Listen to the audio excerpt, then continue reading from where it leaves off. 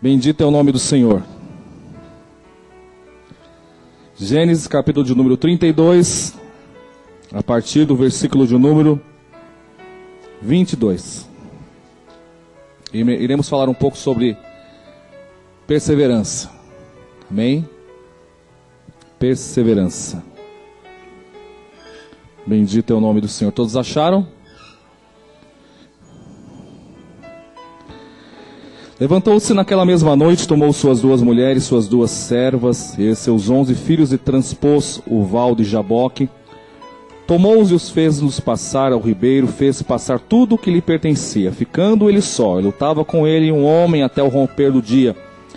Vendo esse que não podia com ele, tocou-lhe na sua articulação da coxa, deslocou-se a junta da coxa de Jacó na luta com o homem. Disse esse: deixa-me ir, pois já rompeu o dia. Respondeu Jacó: não te deixarei ir, se não me abençoares. Perguntou-lhe, pois, como te chamas? E ele respondeu: Jacó. Então disse: já não te chamarás Jacó, e sim Israel, porque como príncipe lutaste com Deus e com os homens e prevaleceste.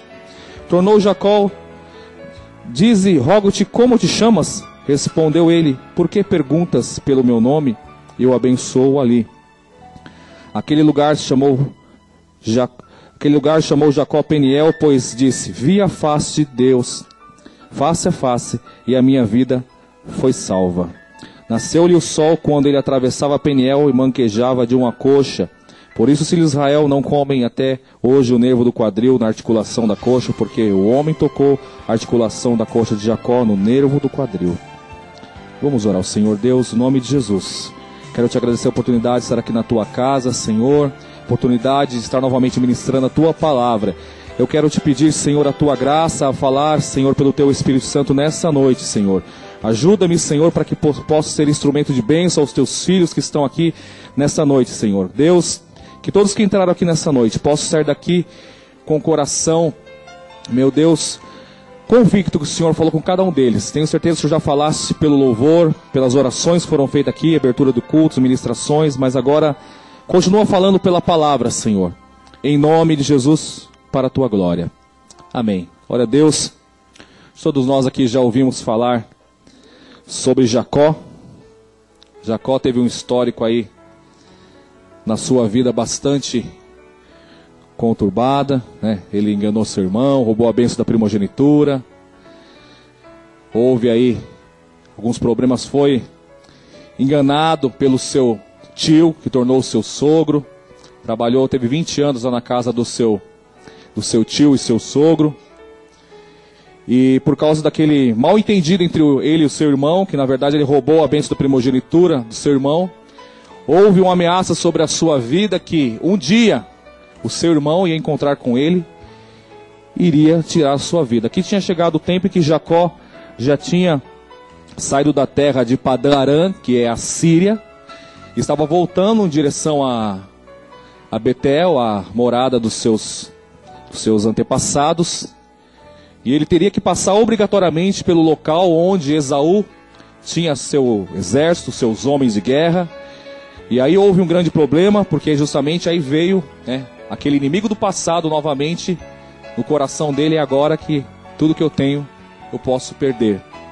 Ele, antes disso, ele sabiamente ele enviou muitos presentes, muitos animais, muitas coisas a seu irmão, a fim de dar uma amenizada na ira do seu irmão. Mas ele sabia que tudo isso, se o irmão dele tivesse com o propósito realmente de tirar-lhe a vida, os seus muitos presentes também não ia fazer diferença na vida do seu irmão, porque afinal de contas o seu irmão também era um homem próspero, que tinha muitos homens debaixo de sua autoridade.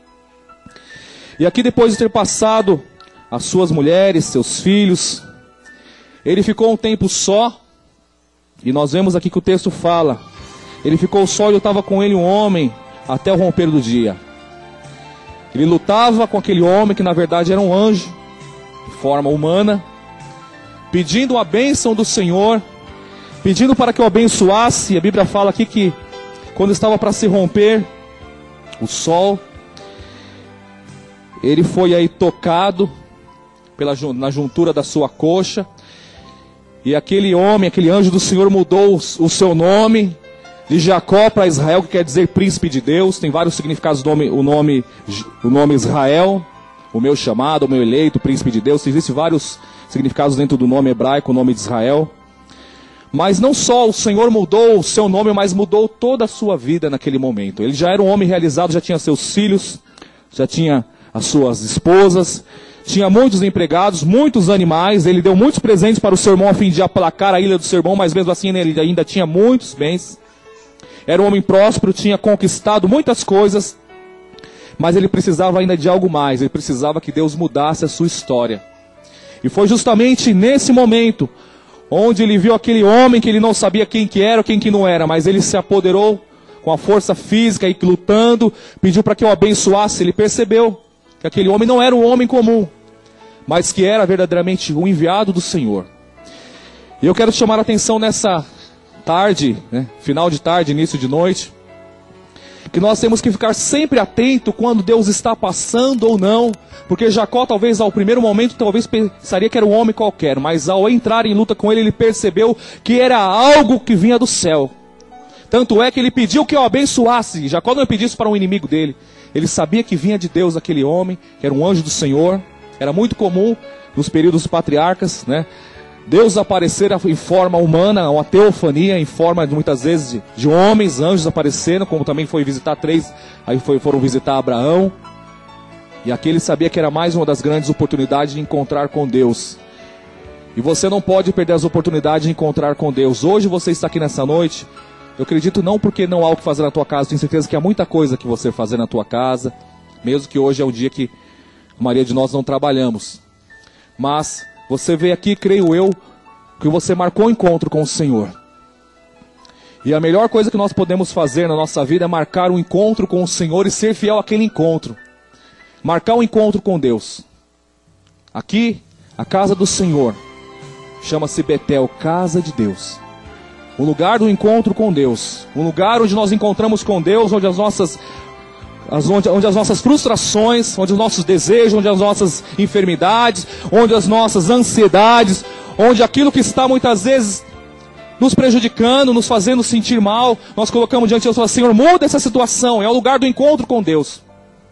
Infelizmente, muitas pessoas não respeitam mais a casa de Deus, a igreja, comporta de qualquer maneira, mas aqui é casa de Deus. A palavra do Senhor diz: guarda o teu pé quando entrares na casa do Senhor teu Deus. Deus está nesse lugar, talvez vocês não estejam vendo, mas Ele está nesse lugar. A sua presença está nesse lugar. E você que entrou aqui nesta noite, com o propósito, eu vou lá, não é porque simplesmente eu estou na escala, porque não tem nada que fazer em casa, que eu vou acompanhar tal pessoa, porque eu quero ver tal pessoa, não, eu vou lá porque eu tenho um compromisso com Deus. E para quem tem compromisso com Deus, Deus tem compromisso com Ele. Deus não tem compromisso para quem vive a vida de qualquer maneira, mas para quem tem compromisso com Deus, Deus tem compromisso com Ele. Deus tem compromisso com a tua vida profissional, com o teu casamento, com a tua saúde, com o teu ministério. Deus tem compromisso com você. Se por acaso entrou alguém que está mais ou menos assim, hoje é noite de fazer um novo concerto com Deus. Uma nova aliança com Deus. Refazer aliança com Deus, afinal de contas, nós vemos Deus fazendo aliança com o povo, com os homens em todo o período da Bíblia. Deus chamando homens das mais diversas classes sociais. Médicos, boiadeiros, agricultores, reis, pastor de ovelhas. Deus chamando homens e mulheres para fazer aliança. Porque Deus tem aliança com o homem. Deus quer que o homem tenha aliança, ande com Ele.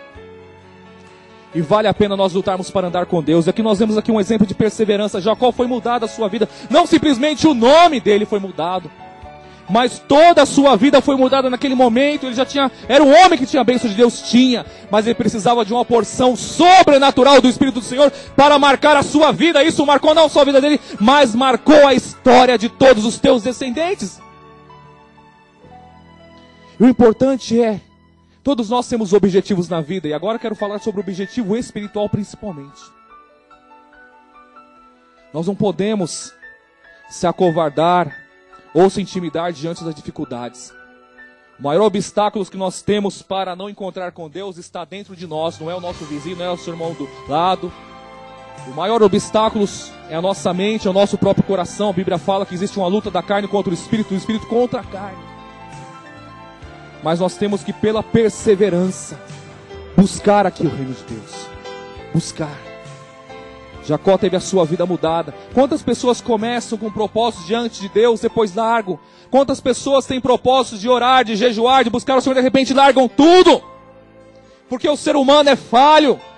Mas o Senhor teu Deus não é falho, é um Deus de bondade, Deus de misericórdia. Agora falando em outros propósitos, quantos propósitos que talvez você tenha colocado na tua vida profissional, no teu casamento, na tua vida financeira, na tua vida material? Persevere, meu irmão. Persevere isso diante de Deus, coloque diante de Deus e persevere. Aqui nós vemos um exemplo grande de perseverança. O exemplo de perseverança precisa ter disposição espiritual. Eu quero te dizer, meu irmão, que quantas vezes bênçãos que são tuas não são entregues à tua mão porque te falta perseverança. Perseverança para crer, para orar, para acreditar. Perseverança, disposição no coração para falar: Senhor, eu sei que o Senhor tem isso para a minha vida. Eu sei que ser cheio do Espírito Santo não é só para o pastor Jorge, para os pastores não. Ser cheio do Espírito Santo é para você, é para mim, é para todos nós. Eu vou ficar aqui esperando alguém orar por mim para ser cheio do Espírito Santo. A Bíblia diz lá, Apocalipse, capítulo 3, sobre a igreja de Laodiceia: oxalá fora frio ou quente, mas como é morno, vou me tartir da minha boca. Então não fique no período no estado intermediário, porque morno é um estado indefinido. O estado de quente ou fervendo, todo mundo sabe quanto que é. Aprendemos isso na escola. 100 graus é o estado de ebulição. Mas o morno é estado indefinido. Se você está em estado indefinido espiritualmente, o Senhor te convida hoje para você retomar a aliança com Ele, para que você se aqueça no fogo do Espírito, para que você renove as suas forças espiritualmente. Lembra da passagem das 10 virgens? 5 foram prudentes e buscaram azeite, compraram azeite, outras 5 estavam dependendo de outras pessoas. E quando veio a anunciação: eis aí o noivo, saíram ao encontro. As virgens que estavam sem azeites quiseram pedir para as outras virgens que estavam com azeite. Hoje nós estamos aqui. Eu vim aqui nessa noite, não porque eu teria que pregar, aliás, nem sabia, fiquei sabendo isso já no metade do dia.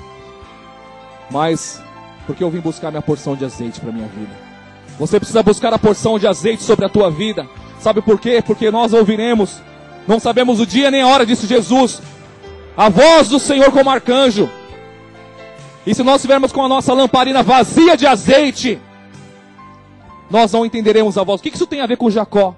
Jacó tinha perseverança. Nós temos que ter perseverança também com as coisas de Deus espiritualmente, com o reino de Deus, com as forças, com as coisas espirituais.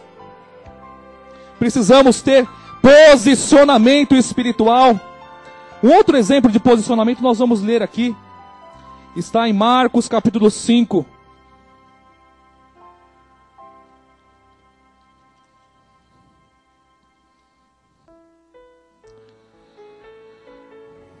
Versículo 27.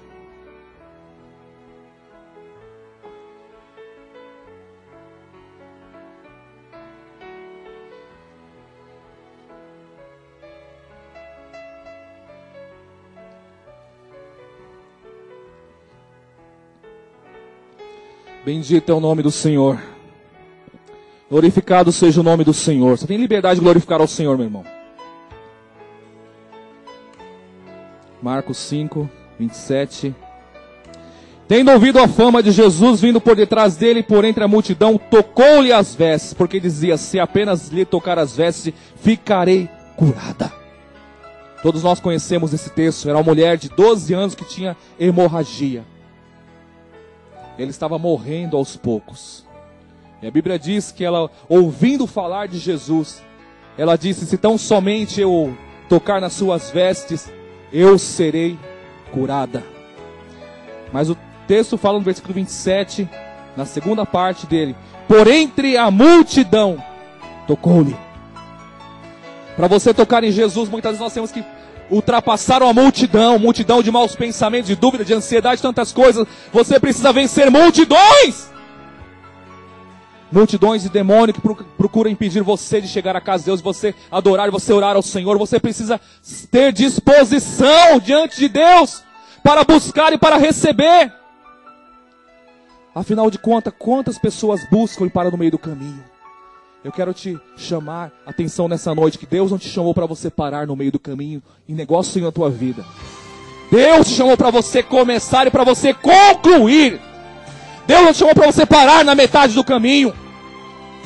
Falar em parar na metade do caminho, graças a Deus está terminando o curso básico de teologia aqui na Zona Norte. Quantos pararam no meio do caminho? Mas graças a Deus há uma boa turma que continuou e vão se formar, né? Alguns vão continuar no curso médio, né, de teologia. Parabéns a todos que vão se formar, que perseveraram. Isso é mais um exemplo. Quem persevera, você precisa perseverar. Perseverança.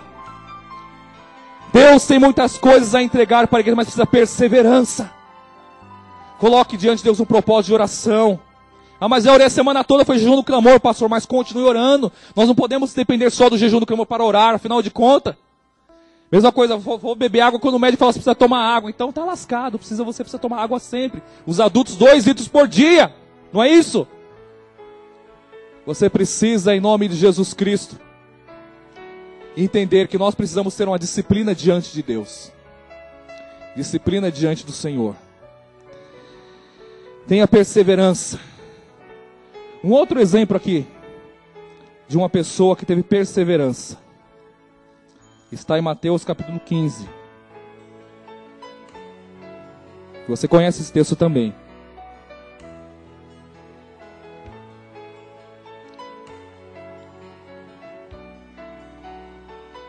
Esse texto eu quero ler desde o primeiro versículo, aqui, versículo 21. Mateus 15, a partir do versículo 21. Partindo Jesus dali, retirou-se para os lados de Tiro e Sidom, e eis que uma mulher cananeia que viera daquelas regiões clamava: Senhor, filho de Davi, tem compaixão de mim, minha filha está horrivelmente demoniada. E ele, porém, não respondendo palavra, e os seus discípulos aproximando-se rogaram-lhe: despede-a, pois vem clamando atrás de nós. Mas Jesus respondeu: não fui enviado senão as ovelhas perdidas da casa de Israel. Ela, porém, veio e adorou, dizendo: Senhor, socorre-me. Então ele respondendo, disse: não é bom tomar o pão dos filhos e lançá-lo aos cachorrinhos. Ela, contudo, replicou: sim, Senhor, porém os cachorrinhos comem das migalhas que caem da mesa dos seus donos. Então lhe disse Jesus: ó mulher, grande é a tua fé, faça-se contigo como queres. E desde aquele momento sua filha ficou sã.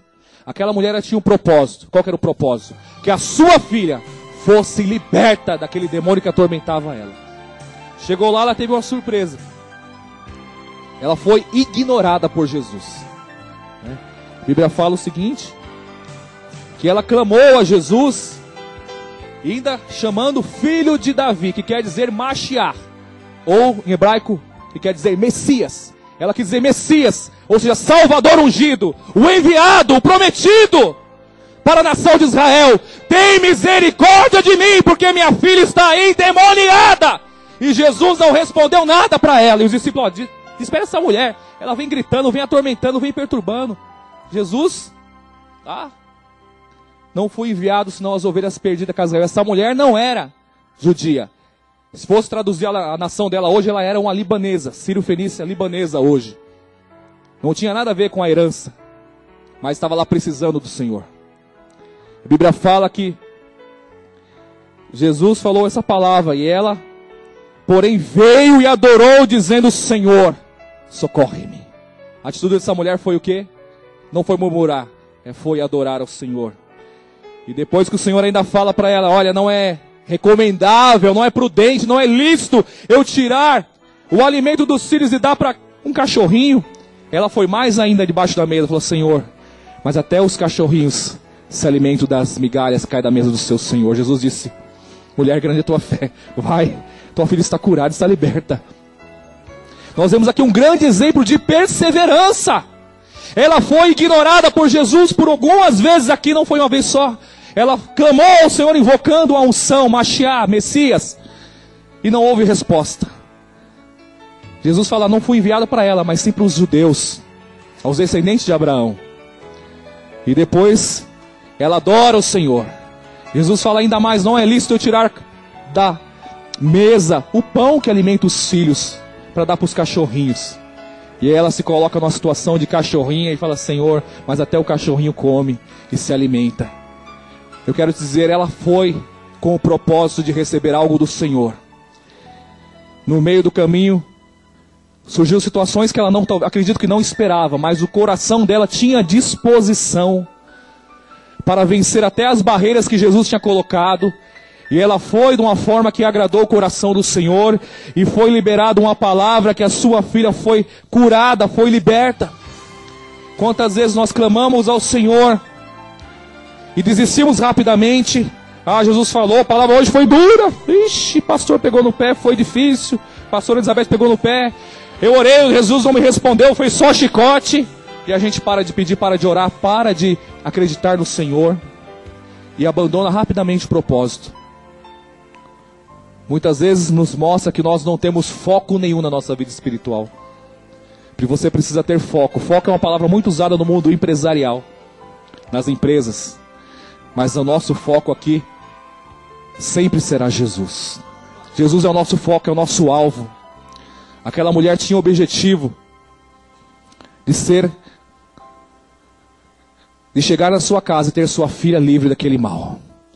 Jacó, ele precisava passar do outro lado e encontrar com seu irmão com a certeza que ele estaria num nível superior, maior que o seu irmão. Ele tinha que ter essa convicção. Afinal de contas, ele sabia que aqueles muitos presentes, como já falamos aqui, poderia não ser suficiente para tirar o propósito do coração. O irmão dele poderia ter falado: você quer me comprar a minha amizade com presente? Poderia ter falado isso. Mas Deus já estava trabalhando, mas ele precisava de algo mais. Eu quero te dizer que Deus se agrada das pessoas que querem algo mais dele. Deus se agrada das pessoas que querem algo mais dele, que não se contenta com o pouquinho. Afinal de contas, a Bíblia diz: e buscar-me-eis e me achareis quando me buscar de todo o vosso coração. Na passagem que o profeta ele aumenta o azeite da viúva, aquele azeite foi suficiente para vender, pagar as dívidas, livrar os filhos daquela mulher de uma possível escravidão, e ainda viver do resto. Só acabou o azeite quando acabou Enquanto você tiver vasilha para Deus, o teu coração, Deus vai encher. Enquanto você tiver a área da tua vida disponível para Deus, vai encher. E quando você falar: Senhor, enche essa área, enche essa outra, enche, está disponível para o Senhor, Deus vai encher. O azeite de Deus nunca se acaba. Acaba-se os vasos, mas o azeite não acaba. Deus quer encontrar pessoas disponíveis para Ele. Pessoas que têm propósito com Deus. Pessoas que querem mais o Senhor. Pessoas que querem uma vida de compromisso com o Senhor. Pessoas que querem andar na continuidade do reino. Aquela mulher que tocou nas vestes de Jesus, ela não era evangélica. Era uma mulher judia, sim. O texto não fala que não era judia, então portanto era judia. Mas a Bíblia diz que ela, ouvindo falar de Jesus, ela não era uma mulher que acompanhava Jesus junto com as multidões, mas certa vez ela ouviu falar de Jesus, e ela disse: se tão somente eu tocar nas suas vestes, eu serei curada. E nós sabemos que Jesus falou: quem me tocou? E os discípulos perguntam: mestre, a multidão te aperta, te oprime, o Senhor diz: quem te tocou? Jesus fez uma pergunta aos olhos humanos, uma pergunta irracional aos olhos humanos, porque afinal de contas foi isso que os discípulos diziam para Jesus. Disse: alguém me tocou diferente, porque de mim saiu virtudes. Se você tocar hoje Jesus diferente, você vai receber virtudes. Se você tocar em Jesus diferente, hoje pode ser o melhor culto para você, mas por quê? O melhor culto para você e para mim é quando nós se abrimos mais e mais para Deus e tocamos na sua presença. Quando nós se abrimos ao Senhor. Tenha perseverança, meu irmão. Tenha perseverança com as coisas espirituais. Tenha perseverança no Senhor. Passamos uma semana aqui orando, clamando, mas continue perseverando em oração. Continue clamando, orando ao Senhor, pedindo mais e mais. Continue pedindo a bênção de Deus para a tua vida profissional, para o teu casamento, para a tua casa. E continue buscando a porção do Senhor sobre a tua vida.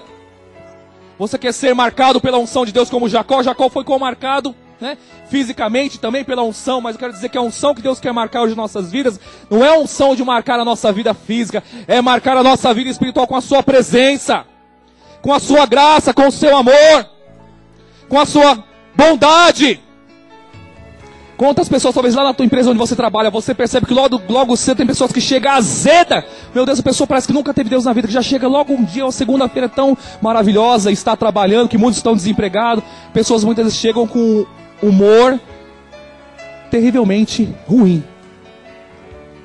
Se existem pessoas aqui no nosso meio que o humor está sempre ruim, quero dizer para você que o Espírito de Deus é alegria. Ele quer te dar alegria na tua vida, claro. Não vamos ser hipócritas, tem dia que nós não estamos bem, tem dia que nós não estamos legal, tem dia que nós estamos com humor realmente, às vezes meio, não está dos melhores dias. Mas não, essa não pode ser a nossa constância, a nossa verdade.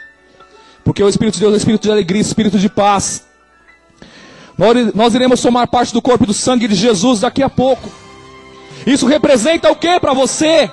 Um pedacinho de pão puma cortado e um suco de uva integral Aurora? Ou é outra marca?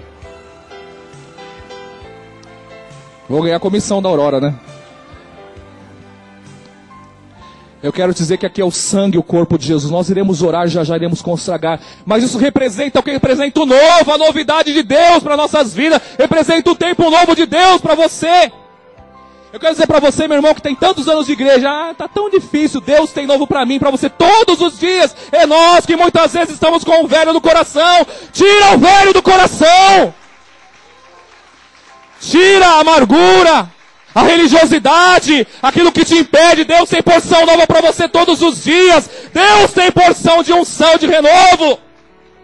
Quando Jesus Cristo disse a uma criança, olha, se vocês não fizerem como uma criança, de maneira nenhuma vocês entrarão no reino dos céus. Jesus estava dizendo sobre algo que se renova. Entre muitas atitudes, nós já pregamos aqui sobre a criança. Entre muitas atitudes da criança, uma delas é todo dia para ela é uma novidade. Todo dia para ela está disposta ao novo. Todo dia está disposta à abertura de novos conhecimentos, novas coisas. Todo dia você tem que estar aberto a receber algo de Deus. Mas pastor, eu já fui arrebatado até o terceiro céu, igual Paulo, já vi tantas coisas, já conheço tudo. E daí? Você precisa todos os dias, eu preciso todos os dias de uma porção nova de Deus. Muitas vezes nós achamos que nós somos, eu sou pastor, eu sou isso, aquilo lá. O que isso quer dizer para Deus? Se nós fecharmos para o novo de Deus, teve um sacerdote chamado Eli que se fechou para o novo de Deus, ao ponto de até não repreender os seus filhos para colocar ordem no santuário. Morreu. Porque não rejeitou o novo de Deus, que era o conserto para a sua casa. Abre o teu coração hoje e receba o novo de Deus para a tua vida. Receba o novo de Deus para a tua vida. Receba o novo de Deus para a tua saúde. Deus tem algo novo para você. Comece a ser renovado pela mente, pelo Espírito do Senhor. Comece a vencer a tua carne que diz tudo é igual, tudo é a mesma coisa. Não é igual. Até se você der 2 cuspidas com a mesma intensidade de saliva, uma e a outra tem o grau, o pH, que é a acidez, não é o pH da sede não, tá? É o grau de acidez é diferente da outra, nenhuma é igual a outra! O teu dia não é igual ao outro dia. Mas pastor, eu fui com aquela mesma roupa que eu usei semana passada, que já lavou, tá passadinha. Eu comi a mesma misturinha, eu tive que bater o meu cartãozinho, tive que fazer a mesma coisa, mesmo o cliente tive que ligar todos os dias. Mas não é o mesmo dia, é outro dia novo para você. Deus pode trazer uma porção nova. Mas acontece que a nossa mente humana se vincula ao passado e não abre para o novo de Deus e diz, porque a minha vida é a mesma coisa, nada acontece na minha casa, porque nós bloqueamos o nosso coração para o novo de Deus. Oh, xarabassuri andaramache ramache amas. Se você abrir para o novo de Deus, você virá boas notícias de Deus.